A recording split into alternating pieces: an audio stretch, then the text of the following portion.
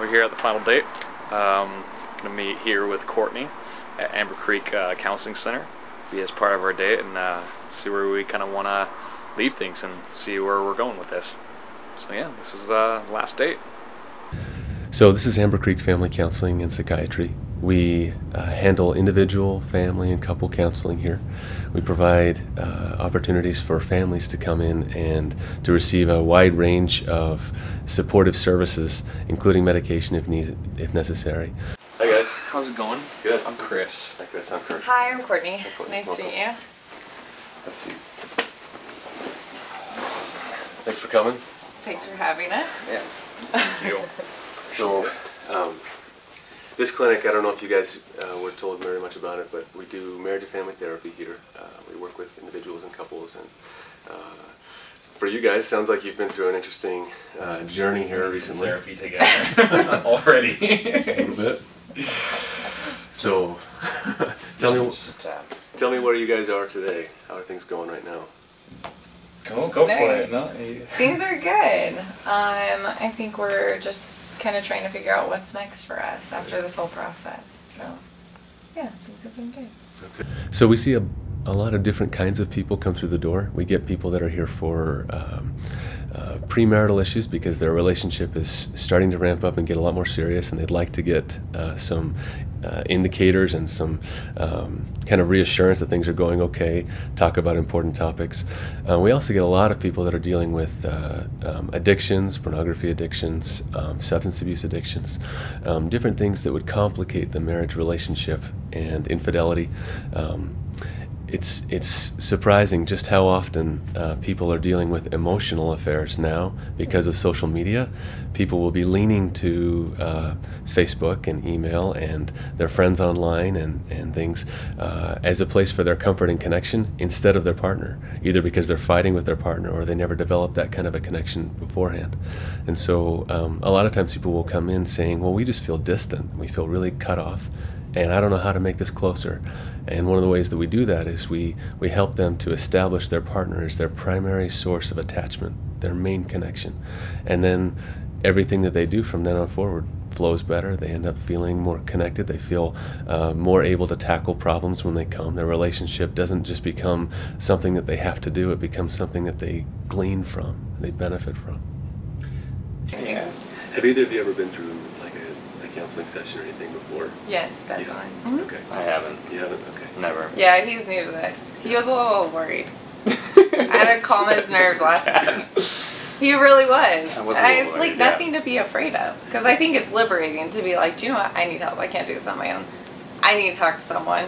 You know? And that's, my parents went through a divorce, so I was kind of legally obligated. I was kind of in the whole plan for us as siblings and my dad to go through counseling, and I've definitely sought it out, you know, post what the court has said we needed to fulfill, and I feel like it's, you know, it's helped me, so I'm not opposed to it. But he was a little more hesitant. Sure. Yeah. I mean, maybe that's I'm sure you have more girls in here than guys, but a little stubborn, a little prideful. More girls will admit that they sought it out than guys will. Right, right. There we go. Maybe you have. Why wouldn't you tell me? No, it's just a comfort zone thing. The funny thing is, back east, they think you're strange if you don't have a therapist. If you find that is true. If you're dating and they say you don't have a shrink, they're like, what's wrong with you guys?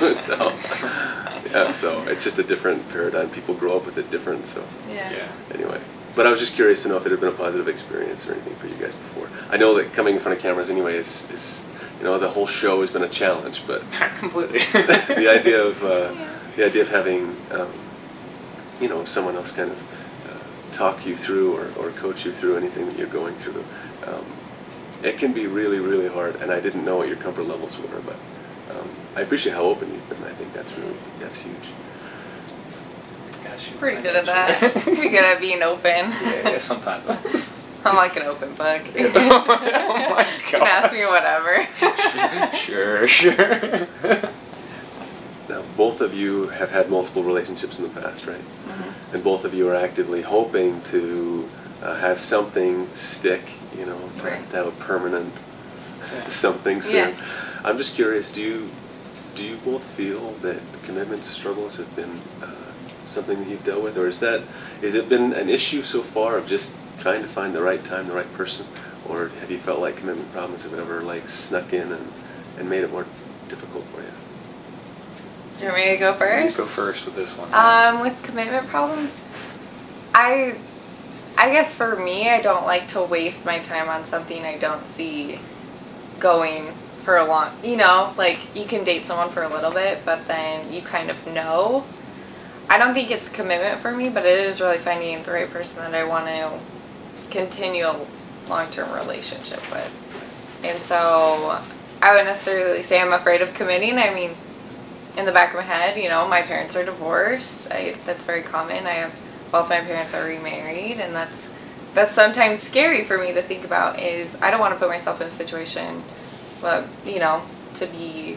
get divorced. I have friends that are divorced that are my age that have already been through that process, and so committing, I just want to make sure that all the puzzle pieces are together, and I feel really comfortable. And so I haven't felt that way with someone yet, and I think that's why.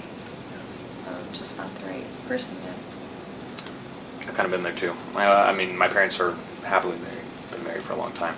It's just my older brother, that's a year and a half older than me, went through a really nasty divorce. And I have a little bit of commitment issues because of that. It's like I really do, just because I saw him get really burned because of just things that were going on. And it's like I don't ever, like I am really hard set to not put myself in positions like that, because I mean, me and my older brother are very, very close. We're thick as thieves. I mean, he's my best friend. And we grew up super close to each other, had our little scuffles, had our little hating relationships at times, but yeah, I think I've had issues with that in the past.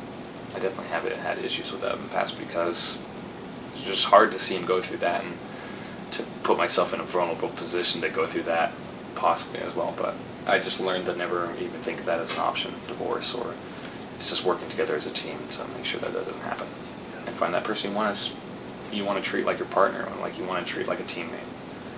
So, can I ask, what do things look like they're going right now? Is there going to be a continuing feeling here, or is this going to kind of be? I'll let her answer that one. Yeah, I'll let you go for that one. Okay. So I guess what we kind of decided last night is I don't know if I'm ready for a long distance relationship at this point in my life, and I don't know if he's ready to handle that either. I don't know if he's willing to admit that. Right. Handle her long distance. I'm not the easiest person to handle, I'll admit that. So, but so we're just kind of like playing with the idea of kind of leaving that door open for opportunity, but we don't want to take other opportunities away from each other because we are 500 miles apart. And I mean, we've both kind of done long distance before, and we've seen aspects of ourselves that don't like the emotions that are involved in being in a long distance relationship. So just the complications and complexities that come with being in a long distance relationship always kind of like, oh, that makes sense. Right. So can I put you on the spot a little bit more? Is that okay? Yeah, definitely. Go for it. I'm just curious to know if in the future, and that's hard to predict right now, but if in the future the distance wasn't an issue, do you think that there'd be some chance things could work? I think so, yeah. I don't know what. I don't know what she thinks. I think right. No, I think we would continue dating and seeing where things lead. But I think distance is just a huge thing for both of us.